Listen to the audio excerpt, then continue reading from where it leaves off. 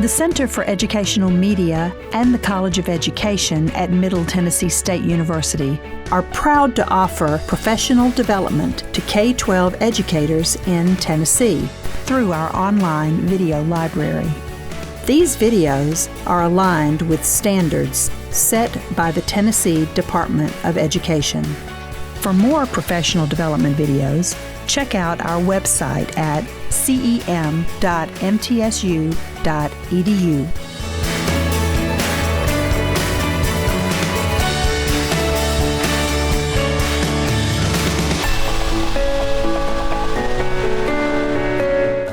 I do want to go ahead and introduce our next presenter, Dr. Allie Henson. She, as always, was nominated, and Dr. Henson wears multiple hats. She is an ESL teacher in Sumner County and serves in some leadership roles as well, and she's also an adjunct professor at Lipscomb University. And so, Dr. Henson, thank you for being here, and I will give you the floor to continue your introduction. Thank you, thank you. Hello everyone who is watching this virtually. My name is Allie Henson, and I'm representing today Sumner County Schools that I've been teaching in for almost 20 years, and also Lipscomb University for 10 years. So as someone who's been teaching so long, I help educators sharing simple, dynamic strategies that can be used tomorrow with your students with all different levels of proficiency. And I teach middle and high school. I am the ELA sheltered instructor for ELL students grades 6, 7, and 8. And I also teach at Alternative High School in Gallatin. And as an ELL student myself, and please be mindful, I'm gonna have probably affective filter spiking up, and I have my notes. So I remember my school years in Russia learning English. I was so good at reading, I was so good at completing worksheets and grammar and vocabulary tests, but it was a challenge for me to speak freely, to have a conversation, not a memorized dialogue, and also write freely. That's why it was the reason for this session to share good strategies. How can we encourage our English learners to speak and write from the minute they come into your classroom? So let's be students for a moment, and you are in my classroom, and when you come, you have a picture. So as a do now or a bell ringer, you will start, so think for a moment and start describing or naming or labeling everything you see on this picture. Maybe some of you need to jot down, maybe some of you are already to turn and talk. So turn and talk to your shoulder partner and say everything you see. You can use the sentence starters on the slide, or you can make your own detailed sentences. It depends on your level. So when I say go, go.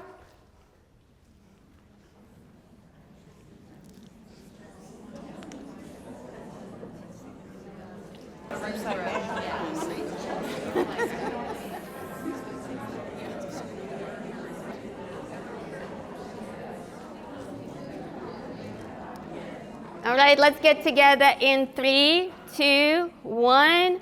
So from the moment you come to my classroom, you're already speaking, you're already writing.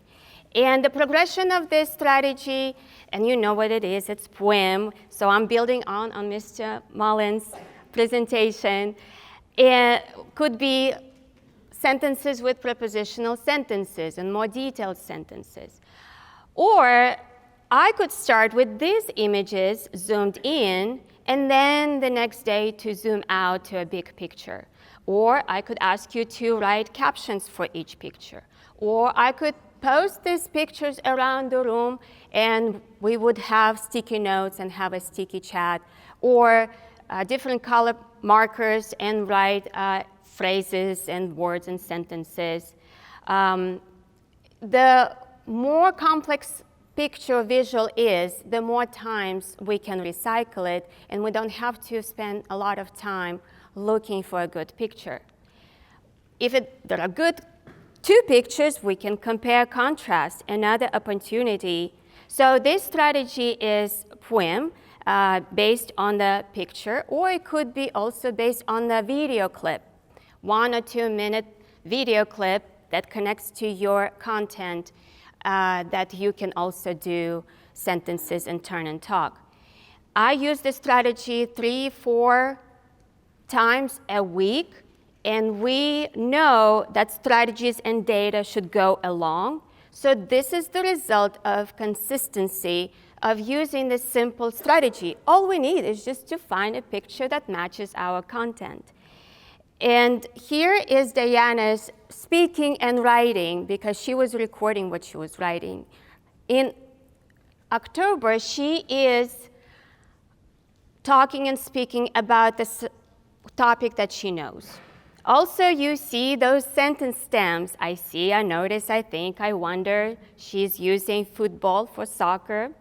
And then in February, do you see the jump and growth in her vocabulary, specific words, temperature, dissolved, experiment, impressive, and also the starters. So when we had WIDA, we could calculate the growth. I hope that this year we will be able to calculate ELPA's growth.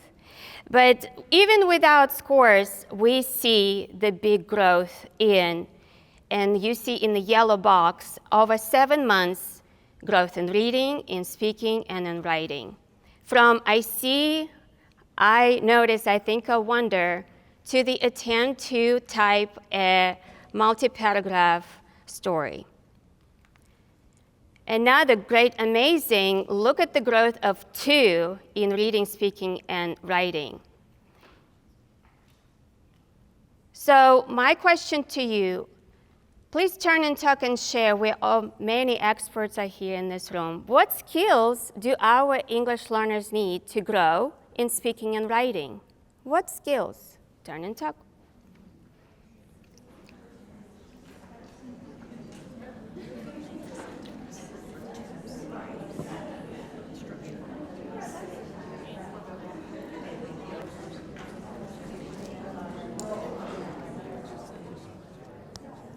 In 3 and 2 and 1. And please, our virtual teachers, use chat to participate in chat.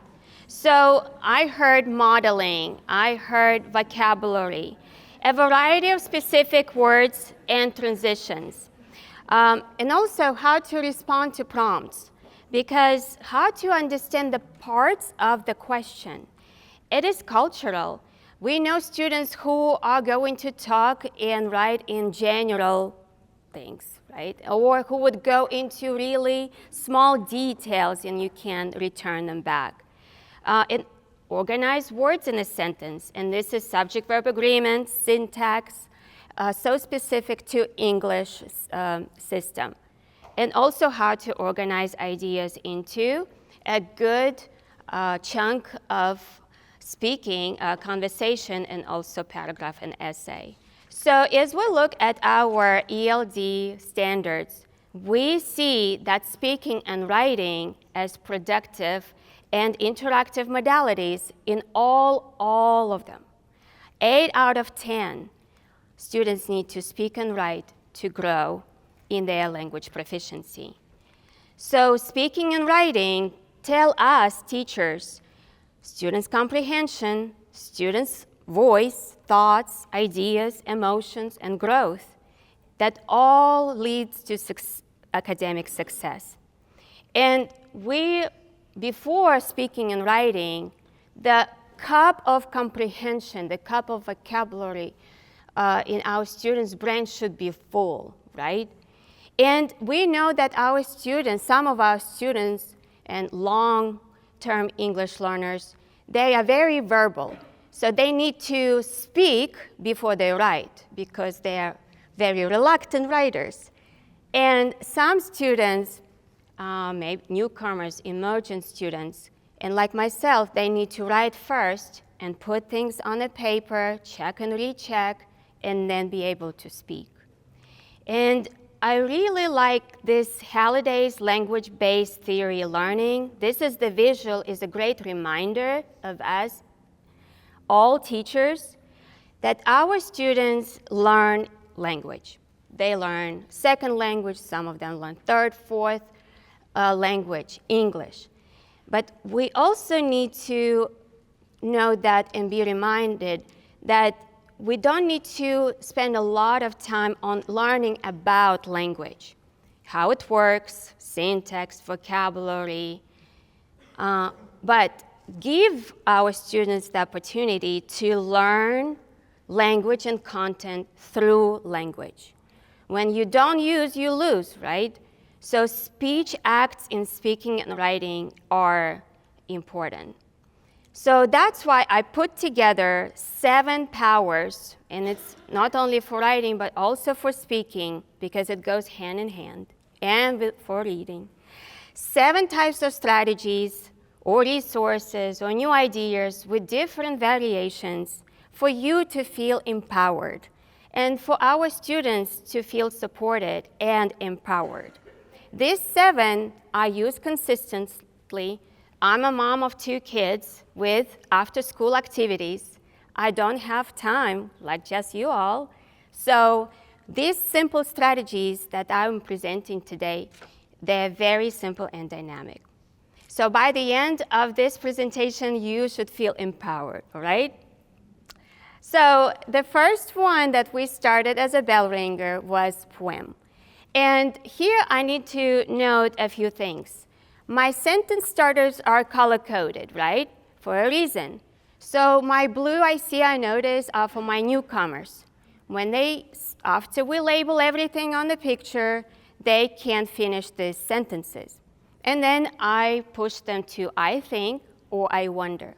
Or when in August, when we start this strategy, when I label on a board, I use different colors to match what colors, what words they need to use to finish the sentence. Questions are hard. And on our team evaluation rubric, we know that students need to ask questions. So this is a Q matrix, helps them to start a question, to put a question word, and also to put an appropriate helping verb, which is also unique for English. So I have a picture on the board. They have a picture in their journal. It's small to have space for labeling and for writing sentences. We talk about what to include and what to avoid. We are not using the word stuff, thing, like, and we model writing. Of course, I heard from you modeling is a key. Students can share, give feedback to each other. Or for newcomers, we do a lot of scaffolding.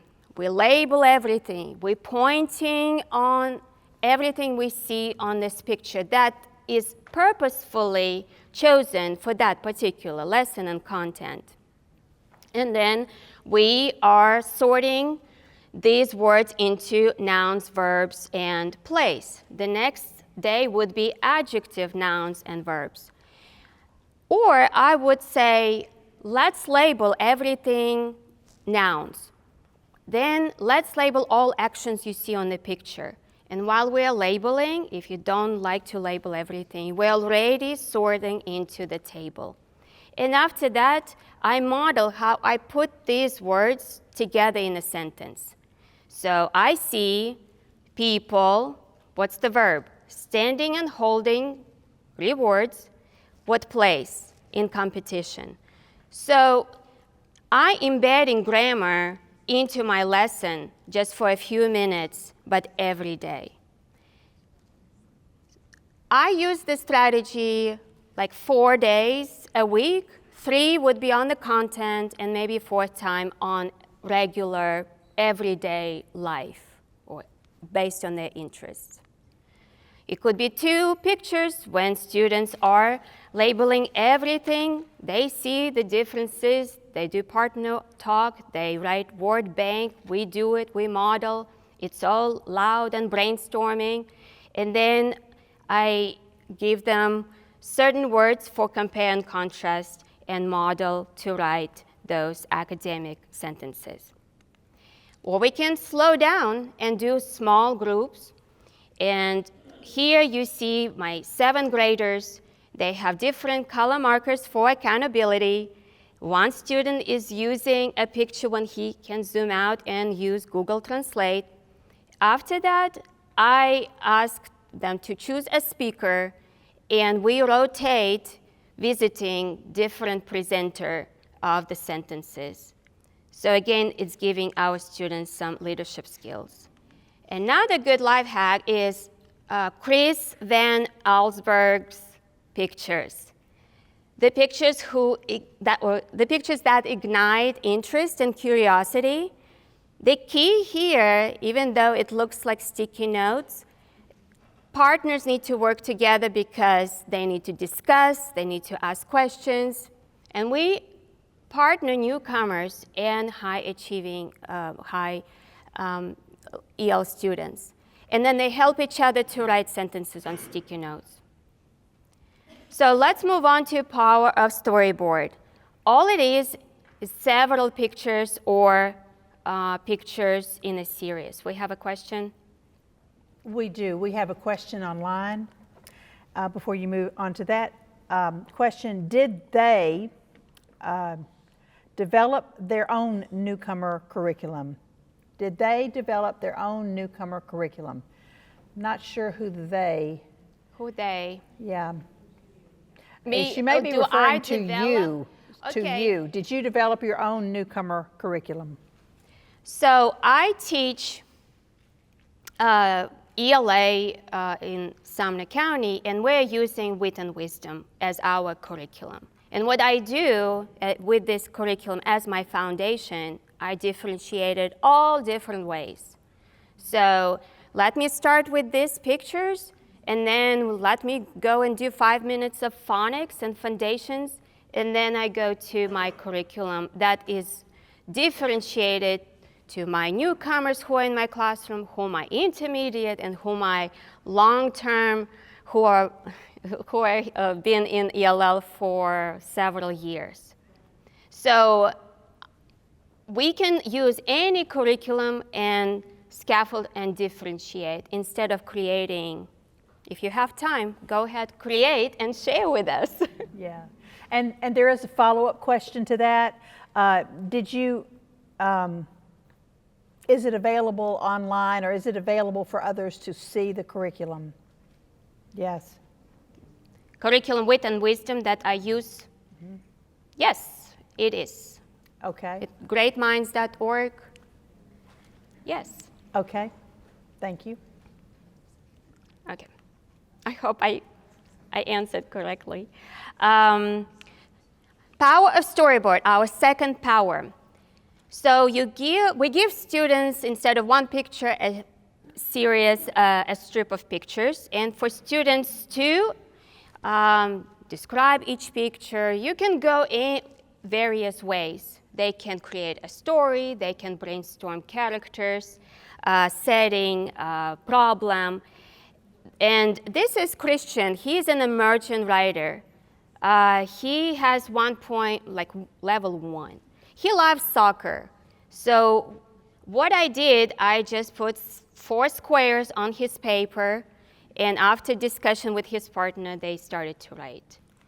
Dana, it can be a chain story. This is a narrative essay from Dana, and isn't it a great prep for ELPA? We've seen this task on ELPA assessment when we have 4 pictures and they need to write a story. So we could be doing another different activity when we write 1 square and pass it on and have a chain story.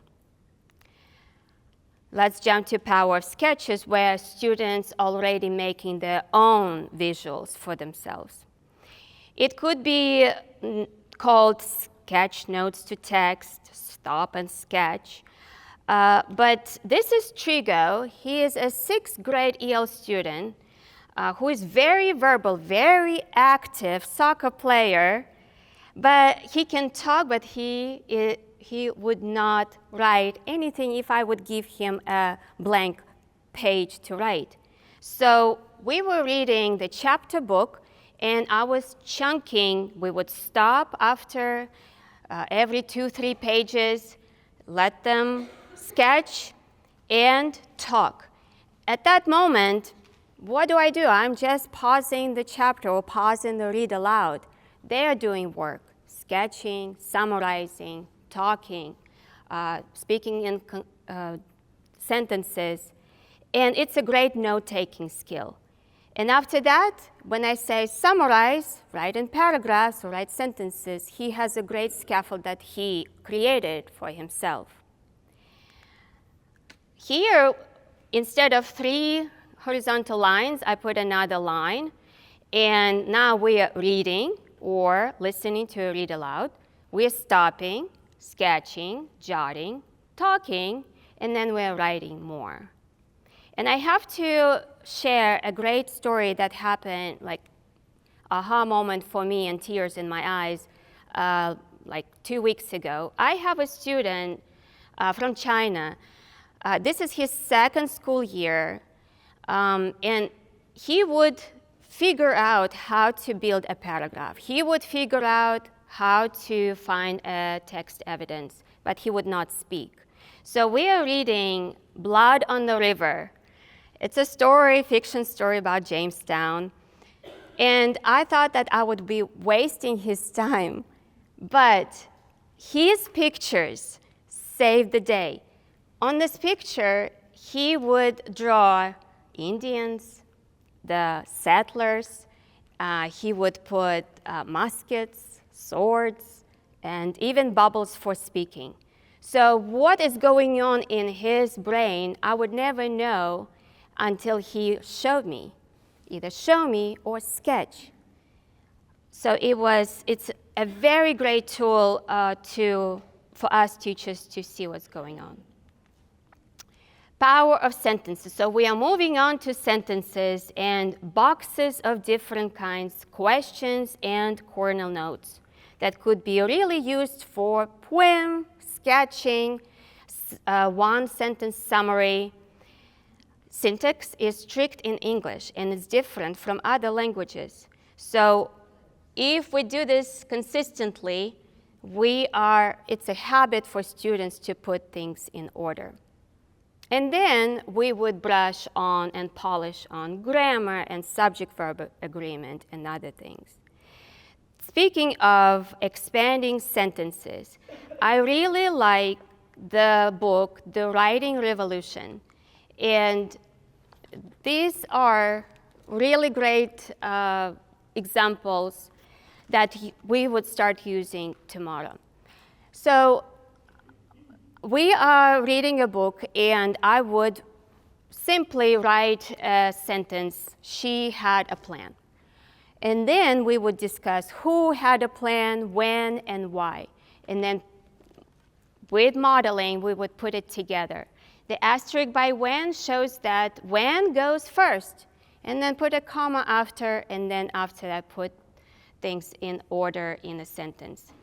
Then gradually, I would go and give them just a sentence starter, and then we would finish the sentence together or with a partner. We can color code who, we can color code verb and why. Can it be done in math? Can it be done in science or social studies? I also help teachers in my building to support our English learners. And what I often see, vocabulary would be vocabulary lists or vocabulary fill-in-blanks sheets that they need to prepare for vocabulary test on Friday. How about using a vocabulary word in a sentence? Step further, write different types of sentences. So for students, and even for all students, it would be a great practice, not only for EL. I love this strategy. Raise your hand if you love it too. Because, but, so. Because on my end, I need to copy the beginning of the same sentence 3 times. But all the work is done by students. It's a great exit ticket. It's a great reflection at the end of the class. So we are reading inside out and back again, and then they are discussing challenges. English learners don't realize that they write compound and complex sentences here, grade level sentences. Sometimes we're so stuck labeling and giving students terminology. Are we going to grow them as grammarians or as speakers and writers? So if we do this consistently and in different subjects, this is social studies, our students will be writing those sentences and will be putting that comma before but and so, because it is consistent. Consistency is a key. What if another cognitively demanding, complex, structured sentence starter? And after modeling, using this as a great discussion starter, my students right now are already asking this question. What if, like, the settlers would burn all their fort? What if the Indians did something? And great math and science teachers, this is a great opportunity for discussion, not just a correct answer, but a great discussion starter. And that's a statement that needs clarifying, right? And supporting with examples, don't you think? So what we are doing, we are putting them into partner small groups. And in my class, I'm very structured teacher. You're 1, you're 2, you're 1, you're 2. And they have a card, one side clarifying questions, another side supporting, laminated. And 1 start speaking, and 2s start listening and asking clarifying questions.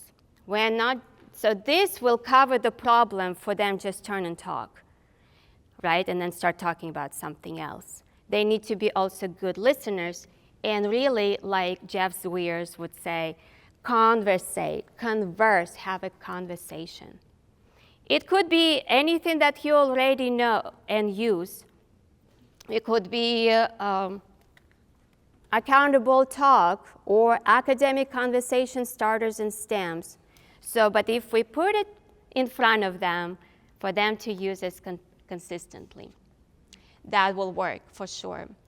Or WIT, W-I-T, put it on the board. W stands, why do you think? I, is there any other way to say it? And T, tell me more. How do you know? Tell me more. Think, yes. So how would we, who is using meet and mingle?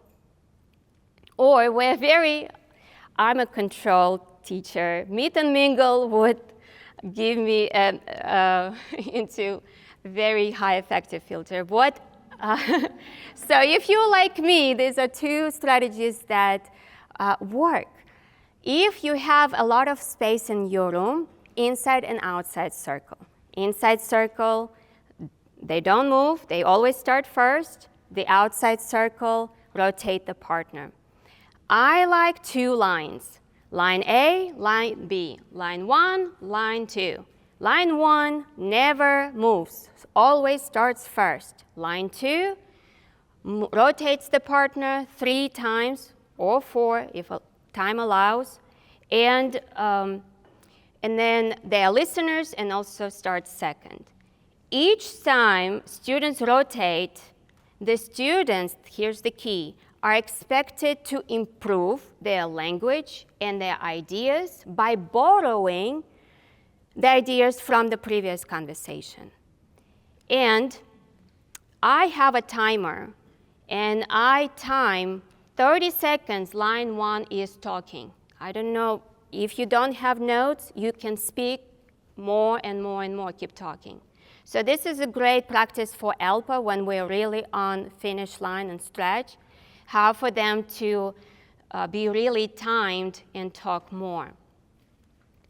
And after this, students, that's also a great post-discussion strategy that they need to write, post-discussion writing, post-response writing. So for them to see how I started and how I finished and how the speaking helped me.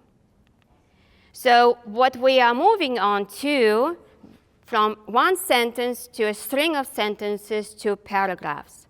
So this is also from Writing Revolution. Paragraph outlines provide structure, they eliminate repetition, students have the ability to stick to the topic, and the scaffold for newcomers would be a word bank. That way they would sort 4 details that would match the topic sentence and a concluding sentence. So go ahead and brainstorm with your shoulder partner 4 details that would go to this outline. You ready? Talk.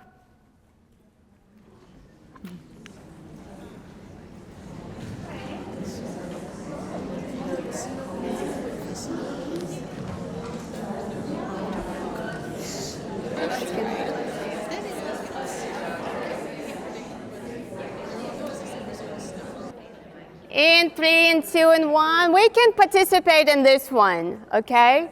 So please raise your hand and share a word, a phrase that would go to one of the 4 details. Dr. Clark is ready.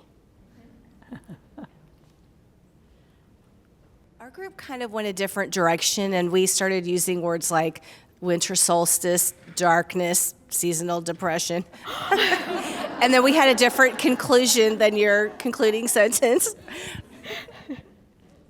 That would work. Well, you just need to change the concluding sentence there. Are there any happier comments anywhere? In winter it snows. In winter it is cold. In winter we can go outside and build a snowman. Yes. Let's do 2 claps. She rocks. 1, 2, she rocks. Okay, yes. Playing in snow, Christmas, winter break, hot cocoa. And then what do we do with these words? We expand them to complete sentences, right? And so the next one would be write not words, but sentences. And then we would expand to a paragraph and multi-paragraph outline. So you can put any topic sentence, remember the challenges of Ha in Inside Out, and then give them details. What is basically, I am checking their main idea and the details that they learned from this chapter. We revise, we draw a picture, but it also could be used in science and different other subjects. So here is the next level. The teachers just put TS, then 1, 2, 3, 4, then transitional words, and then conclusion to answer the prompt about pH balance. And they pre-write, and then they would write or type a complete paragraph. Paragraph frames. I really like paragraph frames because we want our students to use academic language, right? To make sure that they use the specific structure on a certain level. But anything we do, paragraph frame is great with just looking like this for any experiment and hands-on activity. That is very great. So this is the experiment about Great Depression and it is 6th grade Out of the Dust book. And we are using this for my newcomers to participate and actually really get into the book plot. In Wit and Wisdom, so I'm using my curriculum, we have 2 SEEK acronym for paragraph frame. So T for topic sentence, E for evidence, E for elaboration, and C for conclusion. My high students are using acronym, and my new emergent students are using the frame. So for each acronym, I put a sentence frame, a sentence stem for them to finish. And my newcomers probably wouldn't elaborate yet, so they can just do 1E and find text evidence from a signed page or a signed highlighted paragraph. Yeah. So, yes, you can do it as a bookmark and have it in their journals or right in front of them or in the book. Okay. This activity is excellent to all students. You have a sentence stem, and right now, be students for a moment. So please think and respond to in a complete sentence. It's important to understand the Bill of Rights because. Think.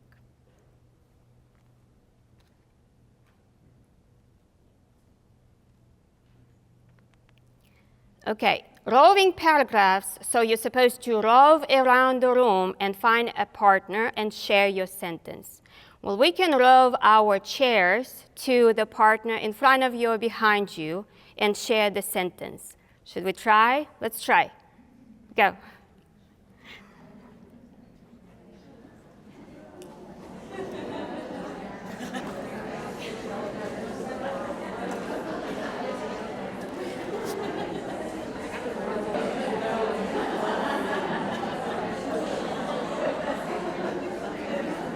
All right, now you have another sentence that begins in addition.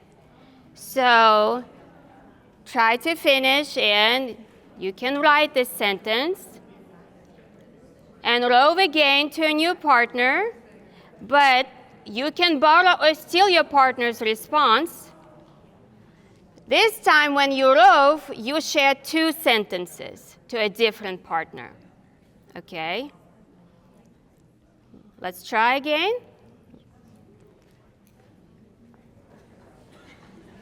Two sentences.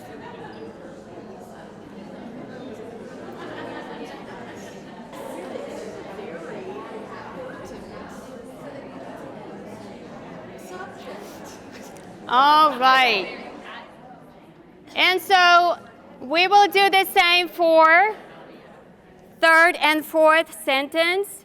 And at this point, students should have a completed paragraph that they already practiced in a very low affective filter environment with different partners. And if you have newcomers, that would be guiding question. You would go slower than that. You would provide them a paragraph or a sentence for them to still participate in this roving paragraph activity. So I got this. I didn't come up with it. It's from Carol Salva. She is a teacher in high school in Texas, and she is working with Sci for Life students. Boosting Achievement is a great book that I go back and back. Okay, let's move on to the power of graphic organizers. We all love graphic organizers and how they can help us in organizing these paragraphs into an essay, right? We're talking about middle and high schoolers. We are keeping them to high expectations. You are writing an essay, buddy. So, and I have those in high school. Selvin, he is level 1. You are using, and I'm going to support you, but you are writing an essay. So The acronym that With and Wisdom, my curriculum, is providing is HEAT, then 3 body paragraphs, and conclusion. I put it all into introduction and 4 squares. So I love 4 squares. That's how my brain works. And the scaffolds for my emerging writers is the hook, and I give them a choice. I provide them 4 or 5 hooks, and I let them copy the one that they like. Then introduce background. I just read the article or the book. Thesis, not theme. Thesis or claim, it's a sentence phrase that we came up while brainstorming 3 reasons or 3 details. And then you see my scaffold, right? Transitional words, text evidence. This shows that this is the baseline. After that, I will give them the bank of transition words, the bank with text evidence, starters, and so on to make it more creative. So this is the emergent writer, and see how it works and also translates into their brain. So after highlighted text, she is already creating this graphic organizer on the paper. She's putting hit and then 4 squares. And that's what we want to see on TCAP, for them to organize their thoughts before typing. So here's a student who grew 2 levels in writing. He brainstormed the 3 challenges, then he put into hit and 4 squares, and then he typed. He was lazy to finish his conclusion in pre-writing and planning, and we see the result. But anyway, this is the progression, and this is something we can work with. All you need is to fill out the box, right? Chunking the assignment, chunking the learning. Graphic organizers are great because we read in secondary and high school books without pictures. So we organize our thoughts with lots of banks and word banks with visuals. Assign page numbers, chart with emotions or any words and adjectives for them to complete the assignment. And when students create their own narrative essay or a summary or an alternative ending for a story based on the book, that's how it works. Sketch, talk, sketch more, talk again, write the captions for each picture, read, and add the hook as a dialogue. This is great for if we talk about the end of module or the end of unit, the very big assignment that they need to accomplish, and provide a narrative essay. These are the choices of hooks that I give. The other students say, let me write my own, and of course. And those are transitional words that we can find or create with AI. And this is the end result, the first draft. And here it's important, based on the chapter book, feedback is a key. So not only the feedback from ChatGPT, I understand, but also the conference, peer editors, self-evaluation, and also time with us, teachers, that we would say, this is great, let's polish a few things and apparently break into paragraphs. Graphic organizers are great, so myriad of graphic organizers online. Or you can create your own. Just put 4 boxes with different questions. Last power is the power of digital resources. So you can raise your hand when I name the resource, raise your hand that you're using it. So these resources, some of them are paid, I understand, and need subscription. But I checked each resource, and they have free items that we still can use. So this is Writable, which is great for TCAP writing. They also have practice for topic sentences, for formulating theses and claims based on the pictures. No Red Ink, who's using No Red Ink? grammar mini lessons. If you don't have time to really teach grammar, this is a resource. It's based on students' interests. So at the beginning, students are filling out the interests survey, and based on their survey, they create the sentences. So it's very personal connection here. And they are daily writings, they are writings based on the text, they are writings and diagnostic tests based on grade level. And the new feature is that they just came up, no red ink. You can click on the word and it translates to your language. Or you can click and the teacher can set it up, either a word, either the whole sentence. So you can set it up. Quill is also great for writing, for error correction activities. Magic School, who is using Magic School? It has everything we can think of for any level, for any feedback, for generating songs and games. Diffit, we're using it. It started being more and more subscribed, right? But still they have the feature where we can create different levels of the same texts.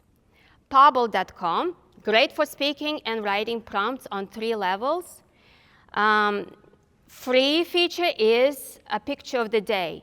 Today's Pobble 365. So it's AI generated picture with questions and prompts. Unite for Literacy, read along. This is for elementary or newcomers, emergent readers. You can post on your website or Google Classroom.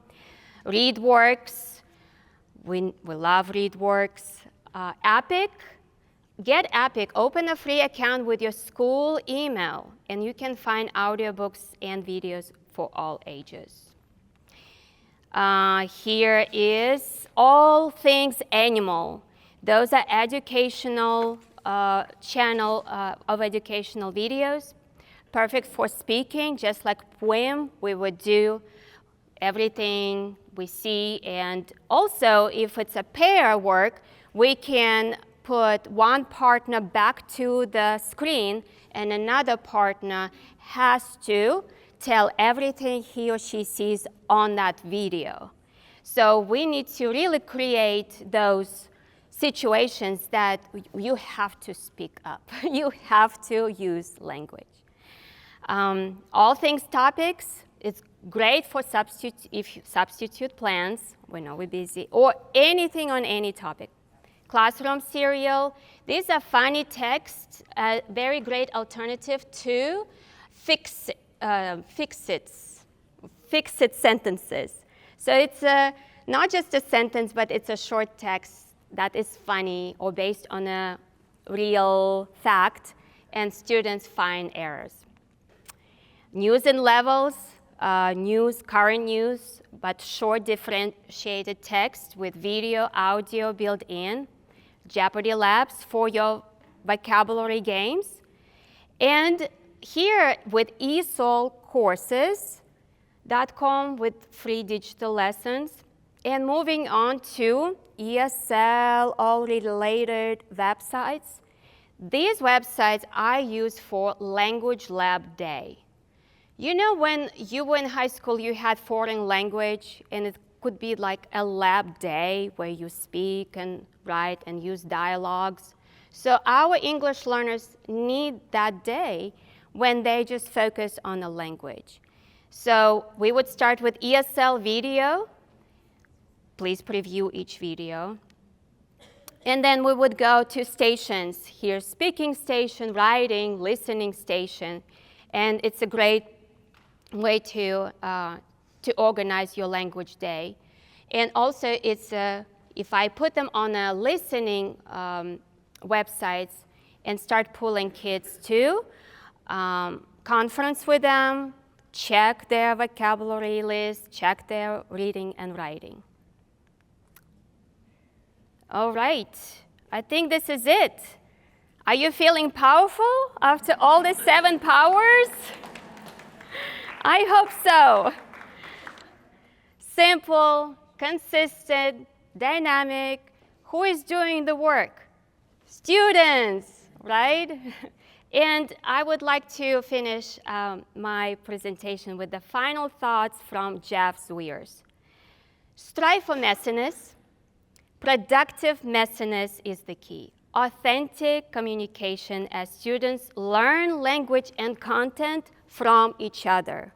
Sometimes they think we don't know nothing, right? They learn from each other. Don't over-focus on language development. Allie, what is that? Well, language development grows more when it's not the focus. Here we talk about the power of being immersed in a meaningful language, just like first language acquisition, when you're a child and you're immersed in the family. Or second language acquisition when we go to Spain or France and we're immersed into that language. We're not going to language courses right away. We're just walking and trying to communicate with people. Don't overdo the use of sentence frames, right? We know that they are temporary. Don't focus on correct language. We know over recasting strategies to still encourage our students to talk, or we will see shutdowns or very artificial utterances when students just want to show what we want from them. And it's not grow, it's just for show. And don't miss opportunities to develop language in every activity, not only speaking and writing, but all 4 domains. We teachers know what academic language functions are needed, how to provide modeling and support for students to effectively learn about language through language. Thank you so much. And these are all my references. These are the resources I use all the time consistently. So thank you so much. I'm very thankful to be here today, share what I do every day with my students, and such a delight to see their growth. And also, let's be connected. You can email me, and let's support each other, and let's empower each other for our student success. Thank you.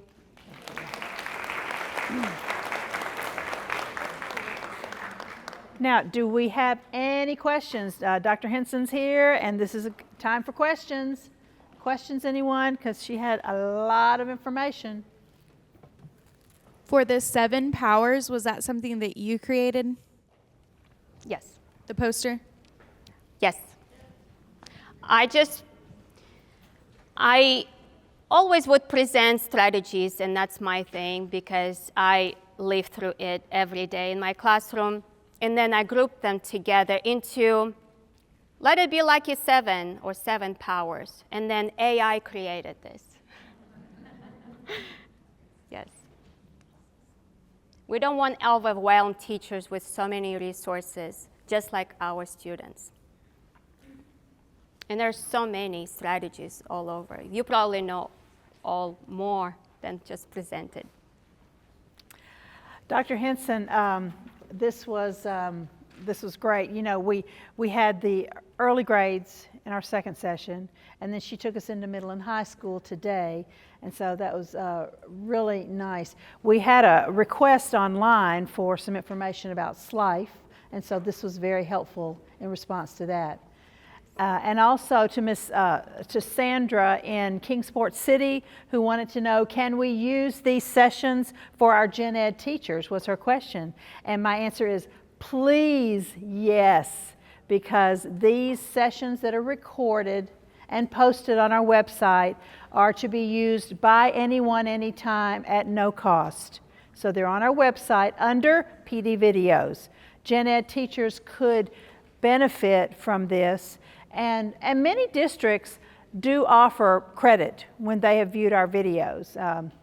We hope to have an exciting announcement next semester, but right now, districts will give credit for our videos sometimes if they are familiar with what we do. Okay, so Dr. Henson, here is a small token of our thanks today for sharing your time and expertise with us. Thank you for being here. Thank you so much. Okay. Thank you. I'm humbled.